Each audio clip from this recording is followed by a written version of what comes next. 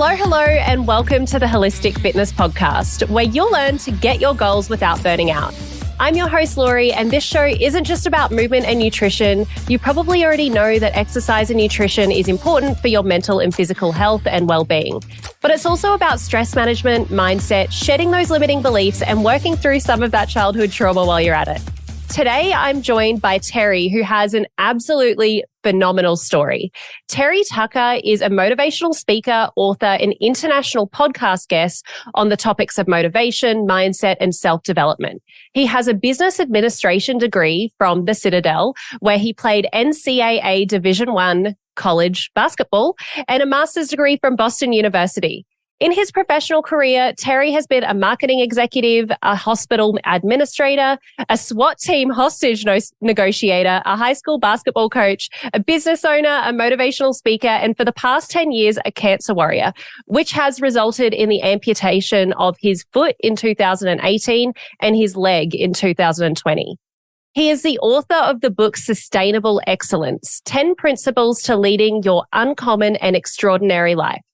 Terry has also been featured in Authority, Thrive Global, and Human Capital Leadership magazines. Wow, Terry, I am so excited to have you. How are you going this morning? I'm great, Laurie. Thanks for having me. I'm looking forward to talking with you. And you have such a phenomenal story as well.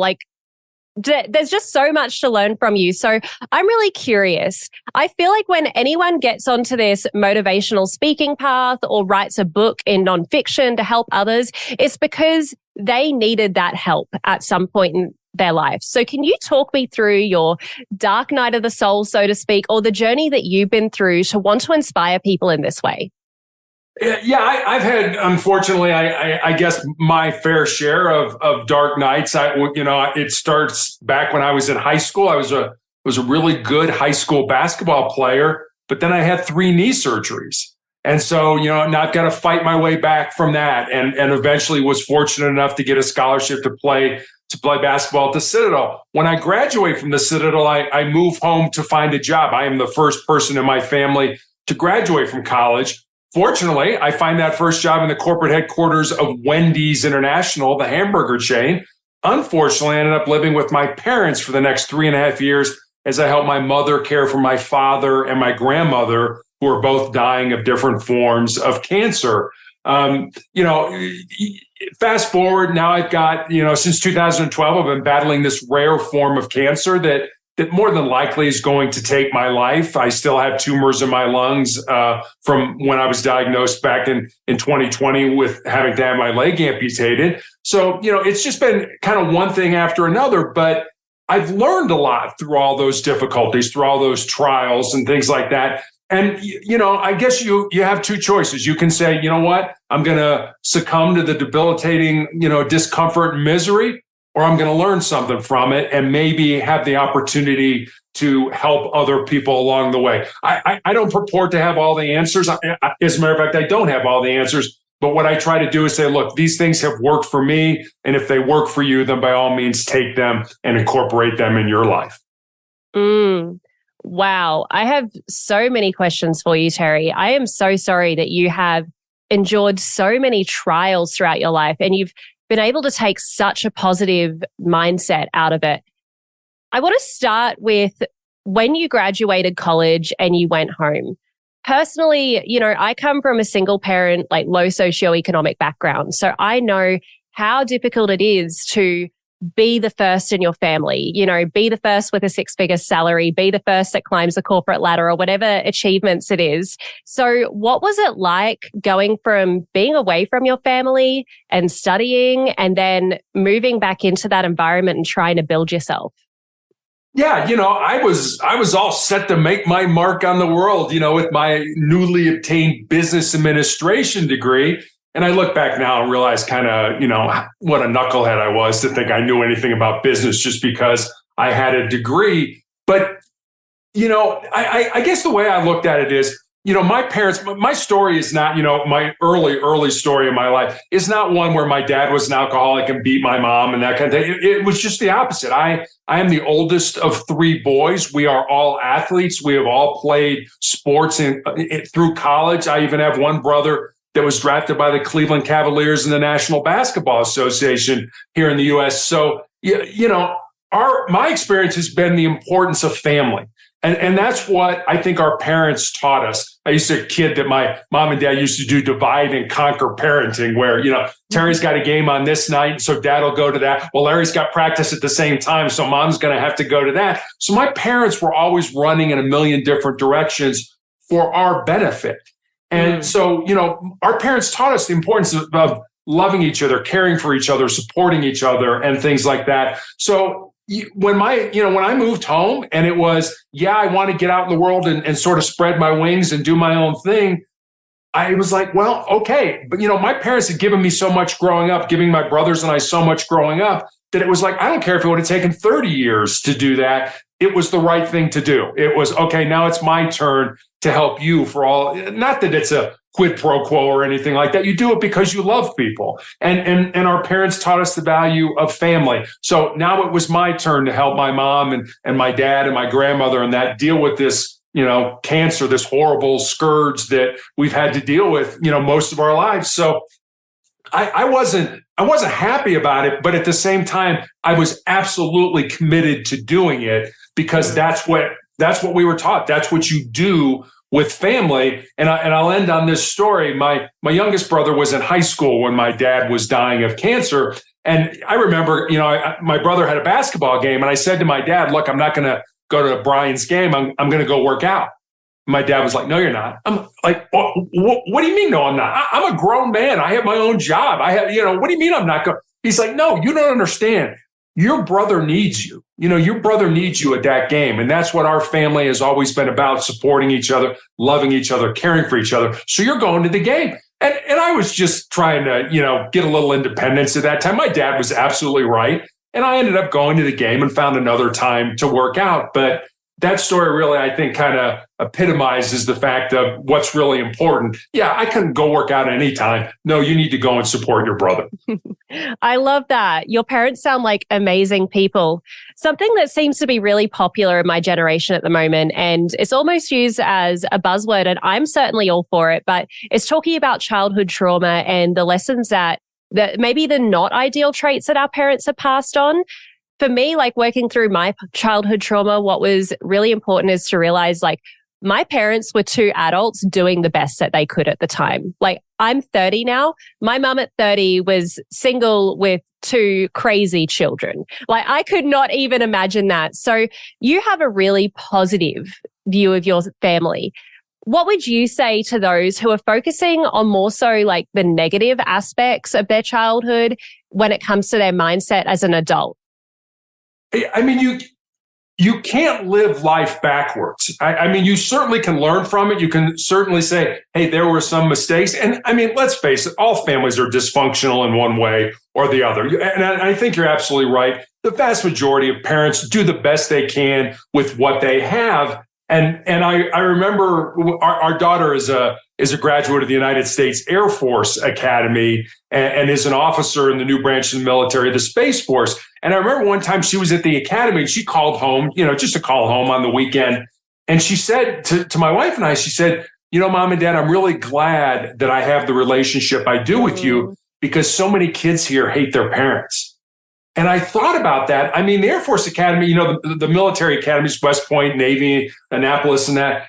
I mean, they're some of the best and the brightest kids in the world. And I often wonder, do parents push their kids? It's like, hey, you're really smart, so you got to go do this. Oh, I really don't want to do it. I don't care. You're going to do it anyway.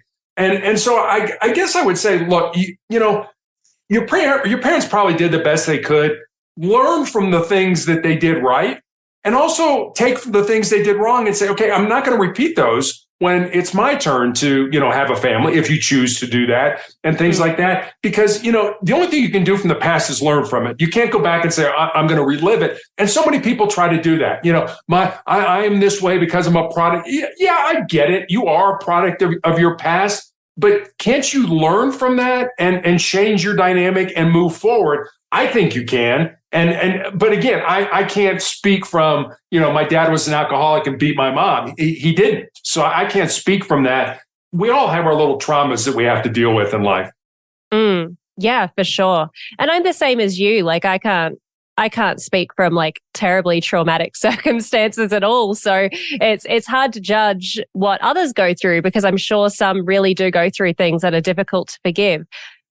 What you just mentioned sounds like a lack of accountability. When you're focusing on the past and blaming others for your current circumstances, that sounds like a lack of accountability to me. How do you help people become more accountable for their lives? I always tell people to do difficult things. And I know we're going to talk about the 4 truths here, so I'm trying to decide how much I want to say this about it at this point in time. But yeah, I mean, we all have trauma in our life, however you want to explain that. But I guess you go back to, you have 2 options. You can take that trauma and say, oh, woe is me, this is terrible, look at me, I am the way I am because of my past. But then you look at other people who had the exact same type of trauma. Your parents were alcoholics, or they were abusive, or you were sexually abused, or whatever it is. And those people have found a way out of that. And usually those people are incredibly strong individuals if they can find their way out of that to a point where, okay, that sucked, but I'm going to have to embrace that suck, use it to my benefit, and now move forward in a positive way. And I don't know how you stop people from hurting each other, but for whatever reason we do hurt each other. But what do you learn from that? What do you do to make sure it's not repeated? What do you do to make sure that you don't perpetuate the cycle and do it to your children and things like that? I think it's a matter of growth, maturity, and character. Yeah, totally. Embrace the suck. I love that. Tell me about the 4 truths. So the 4 truths are just something that I've learned probably throughout my life, but more recently since I've been dealing with cancer. And I have them here on a Post-it note on my desk. I see them multiple times during the day. They constantly get reinforced in my mind. And I'll give them to you. They're just 1 sentence each. The first one is embrace the pain, or excuse me, that was number 2. Sorry. The first one is excited about the pain. Exactly, right. Yeah, the first one is control your mind, or your mind is going to control you. The second one is embrace the pain and the difficulty that we all experience in life, as we were just talking about, and use that pain and difficulty to make you a stronger and more resilient individual. The third one I look at more as kind of a legacy type of truth. And it's this: what you leave behind is what you weave in the hearts of other people. And then the fourth one I think is pretty self-explanatory. It's as long as you don't quit, you can never be defeated. And I kind of call those 4 truths the bedrock of my soul. They're just a good place, I think, to start to build a quality life off of. Yeah. I mean, we're going to dive into all of these, but that first one, control your mind or it will control you. I mean, I watch some content on social media and ADHD is like a lot on there. And I'm like, am I ADHD or am I a millennial that's just addicted to dopamine? Can you tell me more about like control your mind or it can control you? Because I would love to learn some tips. Yeah, when people used to ask me when I first kind of put these together, they're like, which one's the most important? And I used to say neither of them, none of them. They're all equally important. But the more I read, the more I think about this, I really think that first one about controlling your mind is the most important one out of that whole group. And I say that for several reasons. First of all, we all talk to ourselves, whether we like to admit it or not. And I always tell people to be very careful with that self-talk, because we all become what we think. When I was growing up in Chicago, I had a friend of mine who I played basketball with who ended up going to the University of Indiana and playing for a basketball coach there by the name of Bobby Knight. And at the time, Bobby Knight was probably the best, certainly the most successful basketball coach in college basketball in the United States. And we used to see each other in the summer, and I used to ask him, what experiences he had. And he said Coach Knight had a saying that went, mental is to physical as 4 is to 1. So here's this very successful coach that's, teaching elite athletes to use their bodies to be great basketball players on the court. But what he was really saying with that quote is that your mind or your mindset is 4 times more important than anything you're going to do. And I remember when I had those knee surgeries when I was in high school, when I went back playing basketball, my mind, my brain was putting all kinds of negative thoughts into my mind.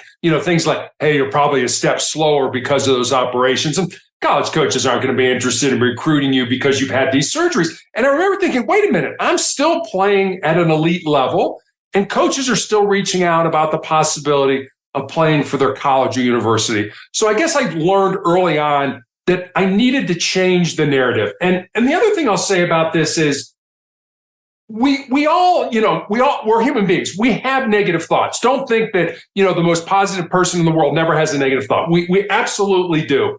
And I guess the way I look at this is, if I took a basketball, I'm going to use a basketball analogy here. If I took a basketball, I went out onto the court and I practiced shooting free throws, actually physically shot the free throws, there would be a certain part of my brain that would light up.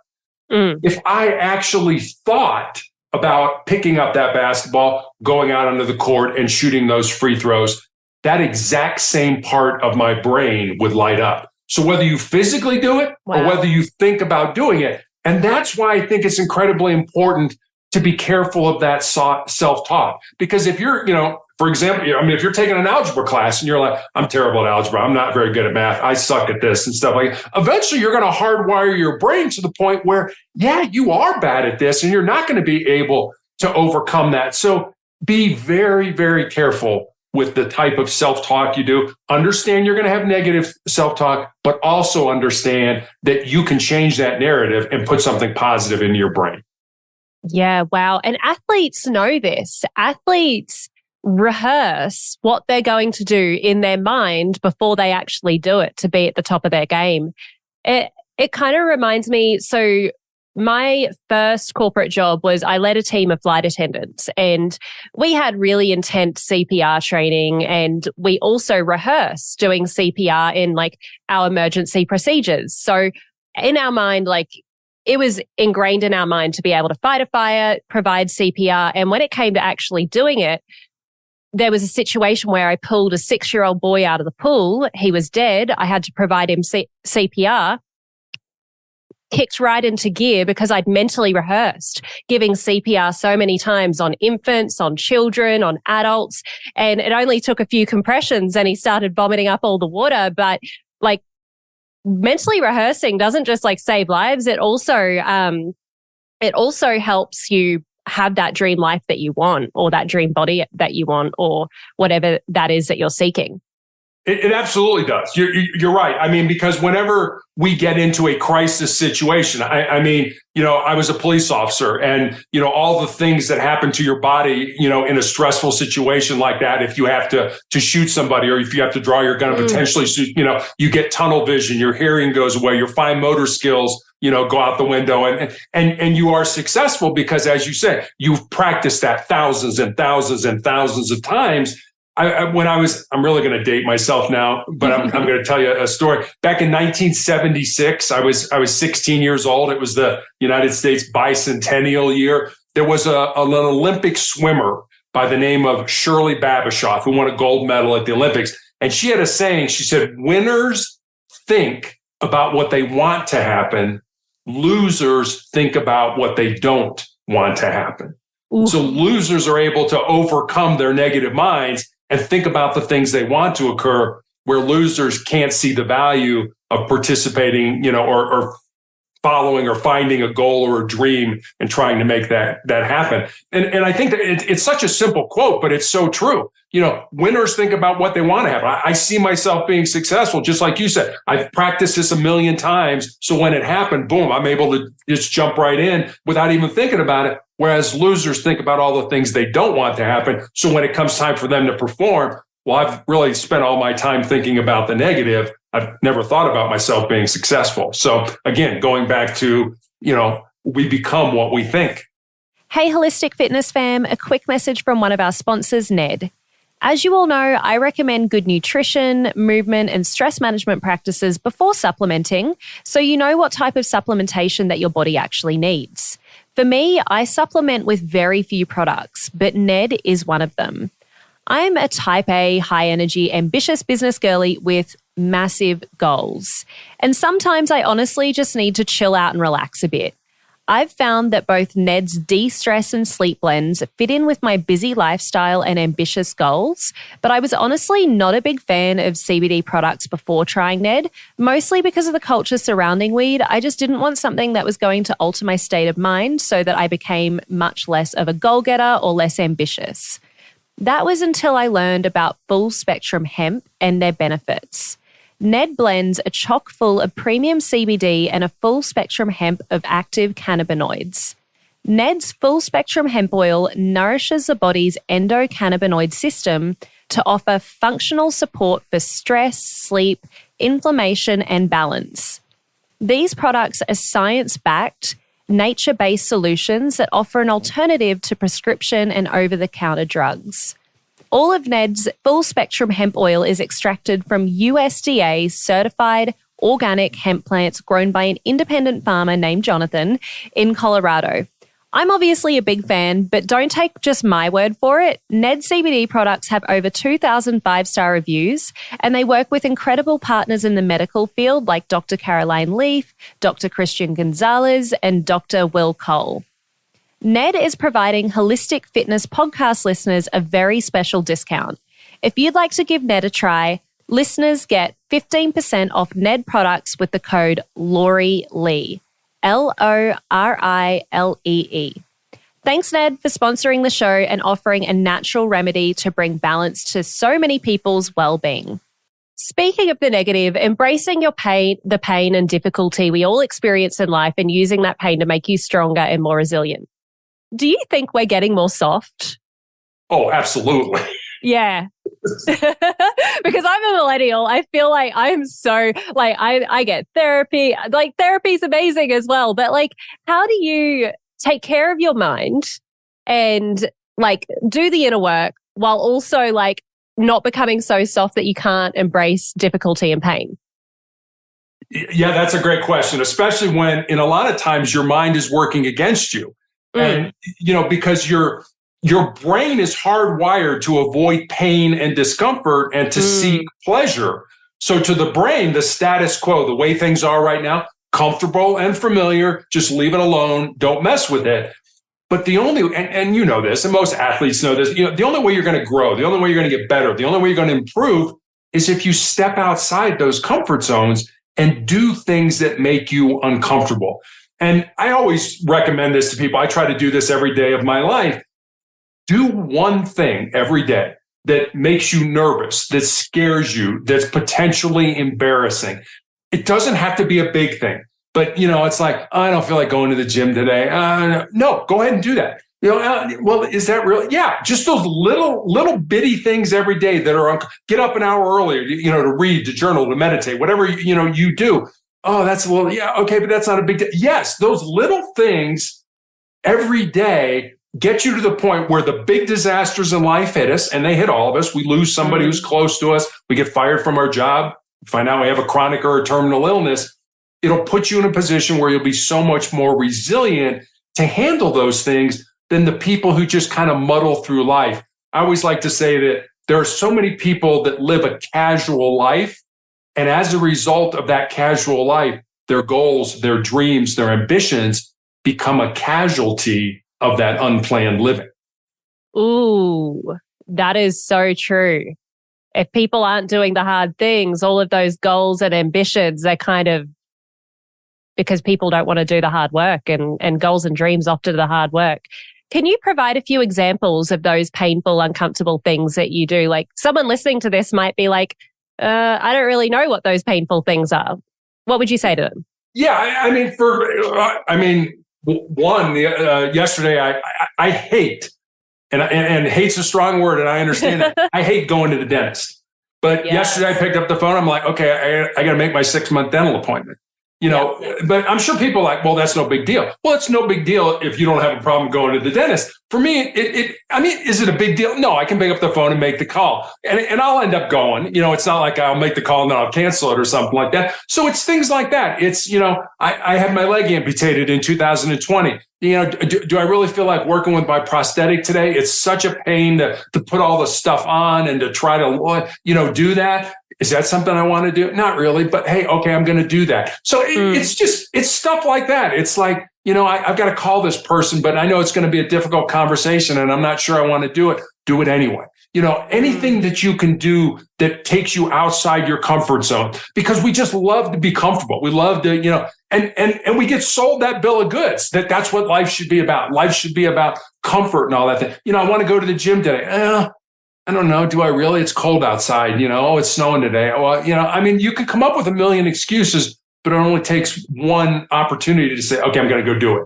So yeah, just whatever you believe are things that make you uncomfortable. I don't have a good relationship with my mom and dad. I'm going to call them tonight after dinner and just see how things are going. Might be a little difficult, but you know what? It's going to help me to grow as a person. Yeah. Stuff like that. I often joke that the sauna house that I go to, it's both saunas and cold like baths, like 42 degrees Fahrenheit. And I often joke that it's my church because I do it every Sunday morning, and jumping in that cold bath helps me deal with life better. Yeah, exactly. And it's uncomfortable for you, but it makes you stronger. Absolutely. For sure. So your third principle. Now, this is one that I struggle with personally. What you leave behind is what you weave in the hearts of other people.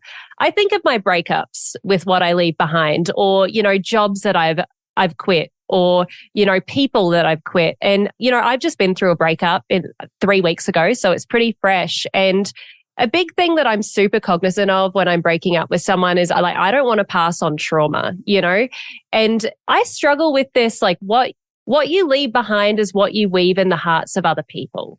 Can you explain that a little bit more to me? Yeah, I think, again, as I said earlier, I think this is kind of a legacy type of truth. And I think it's important, regardless of where we are in our lives, we're just starting out, we're kind of middle age, or, we're coming to the end of the road, to think about the end game of our life. What do we want people to say about us at our funeral?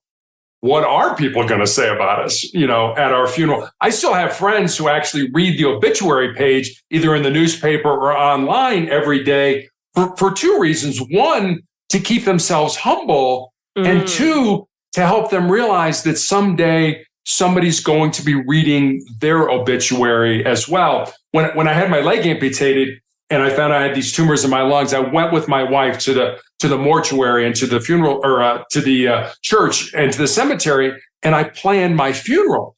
And because I come on these podcasts or I speak in person about motivation and the need to keep moving forward, I actually got some brushback from people who commented that somehow planning my funeral was in some way defeatist. And I kind of laughed and kind of went back at him. It's like, well, the last time I checked, think we're all going to die. Don't think anybody's working on a cure for life right now. Every one of us is going to die, but not every one of us is really going to live. And I heard a Native American Blackfoot proverb years ago that goes like this: when you were born, you cried and the world rejoiced. Live your life in such a way so that when you die, the world cries and you rejoice. Now, that's what I want. That's what I'm looking for. Now, don't get me wrong. I'm not looking to hasten my demise in any way, but death is not nearly as scary for me because I believed I found the purposes for which I was put on this earth to do. I tried to live a good example of a life, and I got to a point where death, we're all going to die. That's the great thing about death. We all get it once. But, it's very uncomfortable for people to talk about death. And I think it's uncomfortable because they actually aren't comfortable with the lives they are living. If they are living good lives, we see it every year. Fall comes, things die, winter comes, and then in the spring, things, it's, the circle of life from the old Lion King movie and stuff like that. But it really is. We see it every year. Why are we so afraid of it? It's because we don't live the life that I think we believe we were born to do. For sure. I totally agree with you. What do you want people to say about you when you die? That I've been asked that before. I don't have any grand. part of me, when people ask me that, I want to say, well, I'm a nobody. Nobody's going to remember me. And nobody's going to name a street after me or a building or a basketball court or anything like that. I'm just one in hundreds of thousands of people on the day that I die that, are also going to die. I guess I just want people to say that I did the best that I could and I treated them fairly and that I was a person of good character. And if they can say that, then I guess that's fine with me. I'm hoping that what I'm able to give, I give while I'm living. That I give while, here's lessons I've learned. Here's things I want to say to you. Here's things that are important to me. I'm giving those to you now. When I die, you know what? You want to remember me? That's fine. Remember me by doing something good for somebody else. And I think we forget the ripple effect that we have on people, because it may not be the person that you influence. Like someone might be listening to this podcast and change one behavior, but then maybe they become a coach and then change 100 people. So every single day we don't realize that ripple effect that we're having on people. And I guess that's what you mean by what you leave behind is what you weave in the hearts of people. You never know how your actions are really impacting others. I love this quote. Oh, you go. No, I was going to say, I'll tell you a quick story. I had a nurse who, when I first met her, she was already a nurse, but she was in training on the unit where I get treated every 3 weeks at the hospital. And about 8 months later, she was taking care of me by herself. And she came into the room and she said, Terry, I've got a story for you, but I'm a little uncomfortable telling it to you.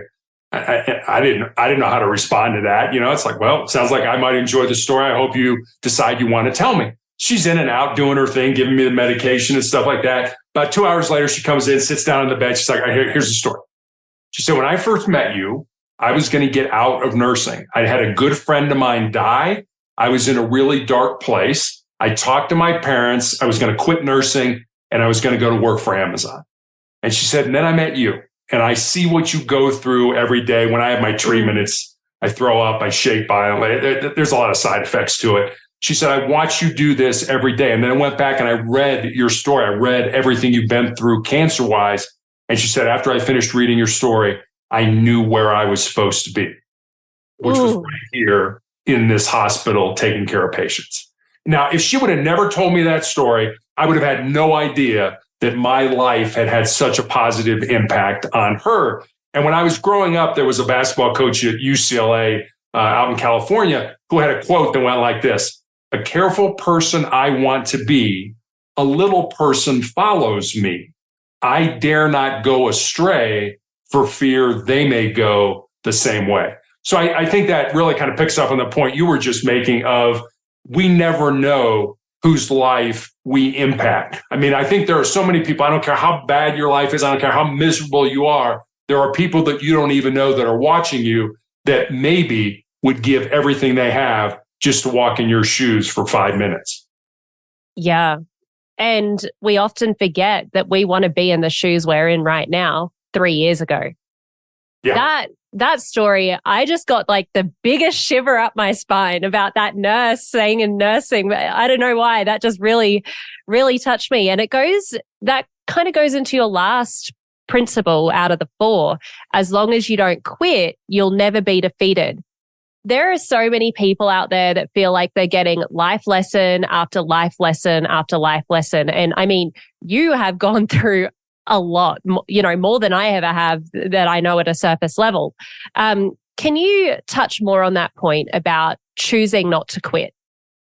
Yeah. I mean, if you listen to the words, they're pretty self-explanatory. But I guess the way I look at that truth is that someday my pain, my discomfort is going to end. It may end through surgery. It may end through some type of new medication that's developed. Quite frankly, it may end when I die. But if I quit, if I give up, if I give in to pain, then pain will always be a part of my life. I have a good friend of mine, my wife and I, this young man works with my wife, and he's a former Navy SEAL, some of the toughest men in the world. And he's kind enough to call me on my off weeks when I'm not in treatment. And we talk about all kinds of things. But from time to time, we talk about what the SEALs call their 40% rule.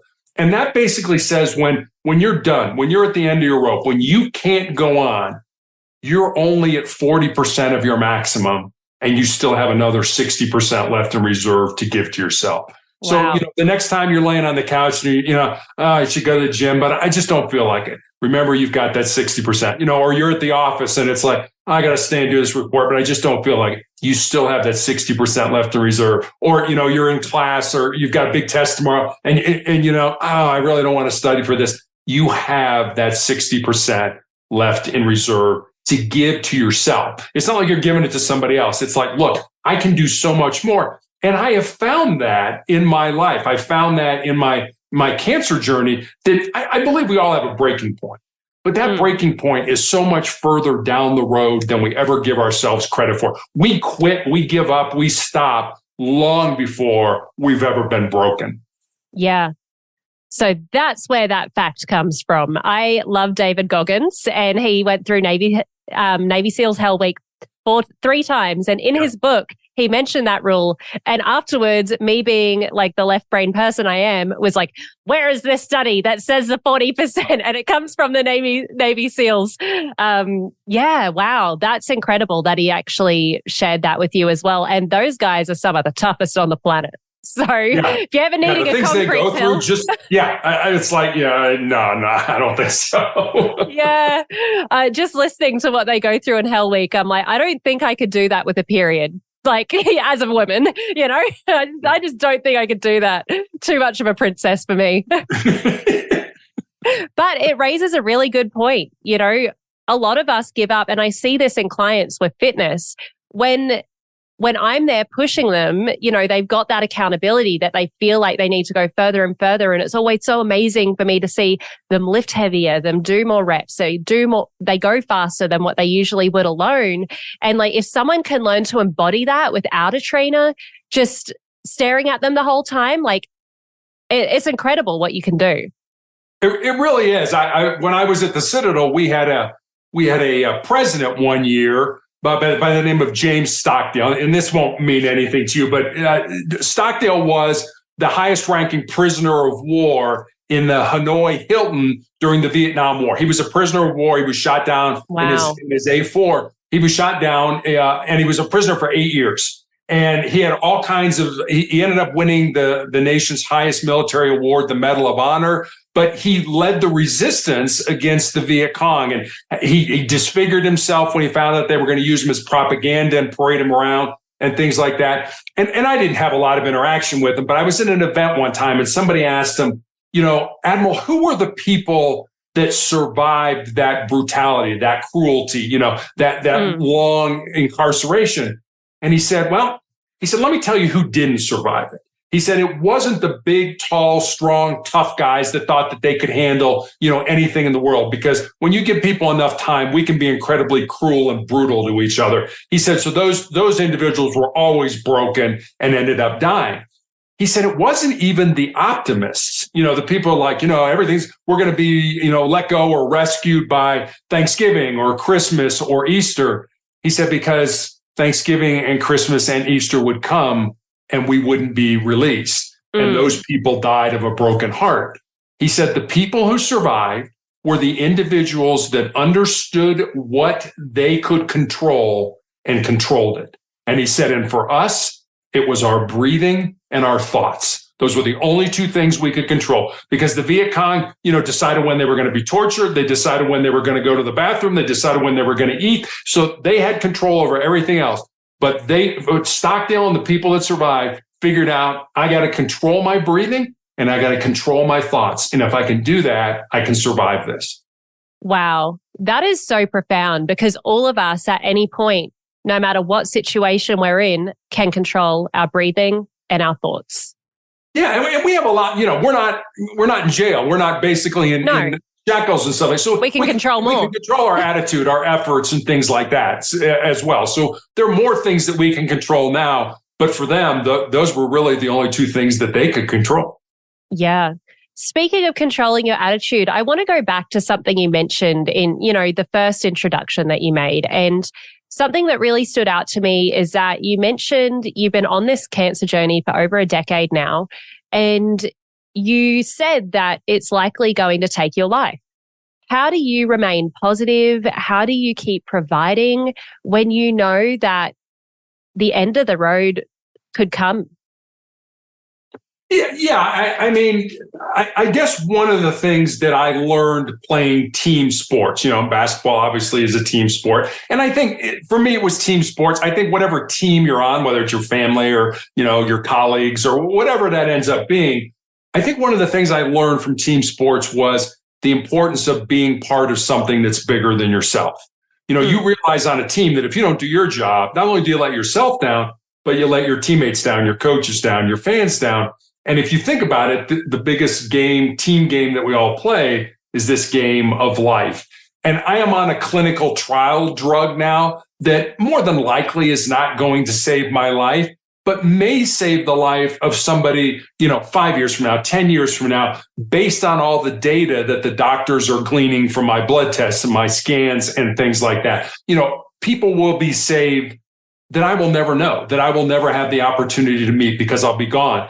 But that's the way I look at that. The reason I go and do, every day and shake and throw up and all that stuff is because I realize that this just isn't about me. This is about people, like I say, who I'll never have the opportunity to meet, who may down the road be able to be cured from their cancer and things like that, be able to stay with their family and grow old and things like that. And that will be because I continue to do what I'm doing and will help them somewhere down the road. Wow, how selfless. We're coming to a close now, and we do have a closing question. However, I know that your book has 10 different principles in it. So before I move to the closing question on this podcast, is there anything that you feel like you haven't shared that you want to share with the audience today? I'll share another nurse story. It's all I got is basketball or nurse stories. I love it though. I love it.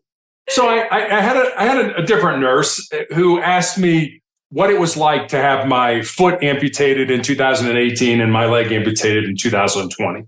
And I certainly have told him it has not been easy. I'm 6'8" tall. So falling is not an option when you're learning to walk again. You get hurt from this height and things like that. So it's really been a struggle for me. But what I told them is cancer can take all my physical faculties, but cancer can't touch my mind, it can't touch my heart, and it can't touch my soul. And that's who I am. That's who you are, Lori. That's who everybody who's listening to us really is. And we spend a lot of time, is my hair right? Does my body look good? Am I wearing the right clothes? We spend a lot of time on the external. And I don't think we spend nearly as much time on our heart, our mind, and our soul. This is just a vessel or a house to house who we really are. Now, I'm not telling you not to go to the gym. I'm not telling you not to meditate and eat right and do all the things. I think you absolutely should do those things. But I also think you should spend more time developing, thinking about, working on your heart, your mind, and your soul, because that's really, at the end of the day, who you are. Yeah, I love that. And thank you for ending on that as well, because that's exactly what holistic fitness is about. We know we're meant to exercise. We know we're meant to eat well. But ultimately, if you do that and you lose all the weight, once you lose the weight, you're going to be searching for something else. So you can either do the inner work at the start and love yourself and then be surprised at what you can achieve, or you'll be forced to do it at the end when you're reaching for the, eyelashes or the nails or the Botox or, something else external, which is cool if you do any of those things. But Sure. You just got to, if you're doing it for external validation, you're going to be seeking some other form of external validation once you complete that journey. Right. Yeah. We do have a closing question on this podcast. Uh-oh. If you were, surprise. If you were to give your 20-year-old self a sentence of advice, what would you tell him? That's a great question. Let me answer that with another story, if you don't mind. I love it. So when I was growing up, I was always a big fan of Westerns. My mom and dad used to let me stay up late and watch Gunsmoke and Bonanza. And my favorite was Wild Wild West. 1993, the movie Tombstone came out. You may have seen it. It was a huge blockbuster. It starred Val Kilmer as a man by the name of John Doc Holliday, and Kurt Russell is a man by the name of Wyatt Earp. Now, Doc Holliday and Wyatt Earp were two living, breathing human beings who walked on the face of the earth. They're not made up characters just for the movie. Now, Doc was called Doc because he was a dentist by trade, but pretty much Doc Holliday was a gunslinger and a card shark. And Wyatt Earp, most of his adult life, had been some form of a lawman. And somehow these two men from entirely opposite backgrounds come together and form this very close friendship. And at the end of the movie, Doc Holliday is dying of tuberculosis at a sanitarium in Glenwood Springs, Colorado, which is about 3 hours from where I live. The real Doc Holliday died at that sanitarium, and he's buried in the Glenwood Springs Cemetery. Wyatt, at this point in his life, is destitute. He has no money. He has no job. He has no prospects for a job. So every day he comes to play cards with Doc, and the two men pass the time that way. And in this almost final scene in the movie, they're talking about what they want out of life. And Doc says, when I was younger, I was in love with my cousin, but she joined a convent over the affair. But she's all that I ever wanted. And then he looks at Wyatt and he says, what about you, Wyatt? What do you want? And Wyatt kind of nonchalantly says, I just want to lead a normal life. And Doc looks at him and says, there's no normal. There's just life. And get on with living yours. Lori, you and I probably know people. There's probably people out there listening to us that are sort of sitting back and saying, well, when this happens, I'll have a normal life. Or when that occurs, I'll have a successful life. Or when this happens, I'll have a significant life. I guess what I learned and what I'd like to leave your audience with is this. Don't wait. Don't wait for life to come to you. Get out there, find the reason you were put on the face of this earth. Use your unique gifts and talents and live that reason. Because if you do, at the end of your life, I'm going to promise you two things. Number one, you're going to be a whole lot happier. And number two, you're going to have a whole lot more peace in your heart. What a wonderful way to leave us. 20-year-olds, just keep on trying, and you'll find those gifts. Keep on trying different things. Wow. I've really enjoyed talking to you, Terry. You've had an extraordinary life, in my opinion, and a really inspirational story. And I've just loved listening to some of your principles around mindset and around how to live that extraordinary and excellent life. Where can people find you and where can people buy your book?